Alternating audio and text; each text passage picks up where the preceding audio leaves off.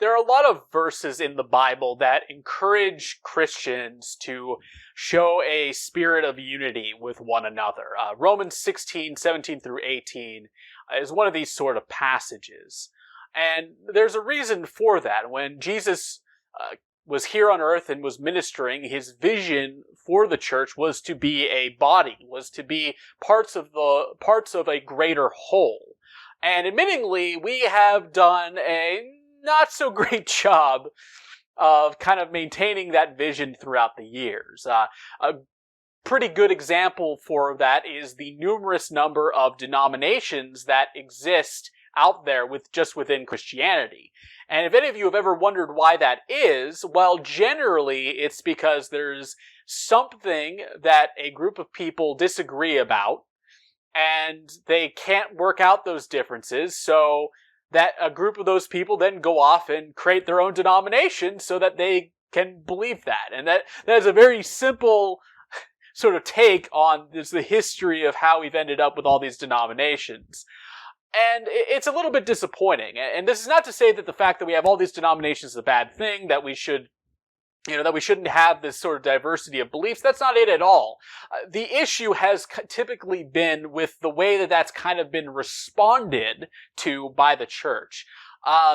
There's really been a very strong tendency throughout our history to react very poorly when somebody presents us with something that we take as not lining up with exactly how we view the world, even if it's a very minor thing that doesn't overarchingly impact who that individual is or what they truly are professing to believe in. To put it in a much simpler term, give a more simple statement that kind of sums this up, one of my teachers back when I was in college talked about minoring in the minors and majoring in the majors. And what he meant by that is there are things in theology that are minor issues. These typically are what we get the denominational splits on. These are things that are not needed for an individual to achieve salvation, or are even things that we would say defines a Christian as being a Christian.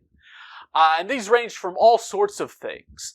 And then there's the major issues, and these are the things that do impact that and are definitively what a Christian is. So example of a minor thing would be, how baptism is done. Do we sprinkle water on an individual, or do we go to a flowing body of water and fully submerge them? That is a minor issue. Whether you believe one way is right or the other way isn't going to affect whether you are in heaven or not. Whether you believe Jesus was the Son of God does. That there are bigger things that really should be kind of the focus, and I think we sometimes sort of forget that and make the minor issues a bigger thing than they are. And there are plenty of things in today's world that are like that. There are plenty of arguments that are frankly not as impactful as we make them out to be. One of the really controversial ones that we've seen within, the past couple decades is the debate that ranges around about LGBTQ and that whole community, and whether that is a sin or not a sin. And I'm not here to talk about that or comment about that in this video or this week. But that is honestly not an issue that is as major as it tends to be made out. This is not something that really you can say would define somebody as whether they're a Christian or not, or say that what you believe about that is going to be determining about whether you're, saved and redeemed or not.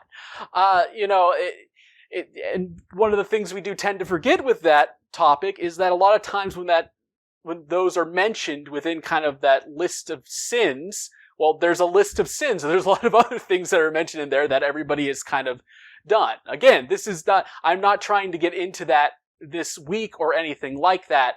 But I think it is something that we need to recognize, that it isn't a core belief to Christianity itself. As believers, we should always keep this in mind. We should be comfortable with the idea that people are going to have different opinions about us, about things like this, than us.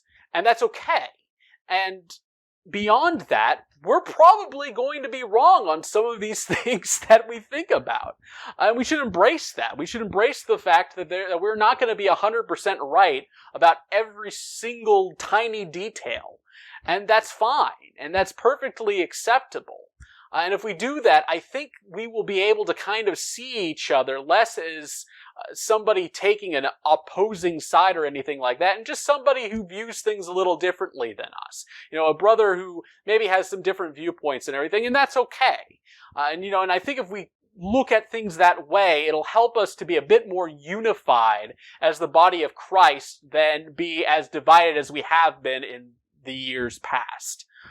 Well, that is all I have for you this week. I hope that you found it helpful. We're going to go into our last worship song for this week, and I will see you next week.